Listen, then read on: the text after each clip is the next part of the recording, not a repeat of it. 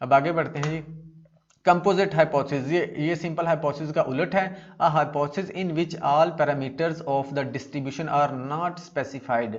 इसके अंदर value specify नहीं होती, यानी कि एग्जैक्ट वैल्यू नहीं होती। Hypothesis which is not specify the exact value, जो एग्जैक्ट वैल्यू को स्पेसिफाई नहीं करता, कंसीडर नहीं करता। For example age of intermediate students is less than 18 years, कि जो एज होती है इंटरमीडिएट स्टूडेंट्स की वो लेस देन 18 होती है।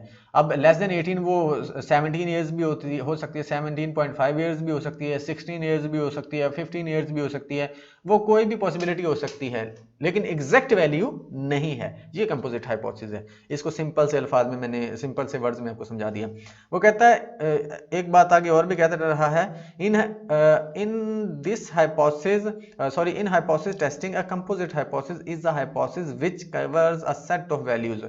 यानी कि ये डिफरेंट वैल्यूज को कवर कर रहा होता है। जैसे अब ये देखें ना, 18 ईयर से छोटी है, लेस देन 18 है, तो वो 17 भी हो सकती है, 16 भी हो सकती है, 15 भी हो सकती है, और पॉइंट्स में भी हो सकती है।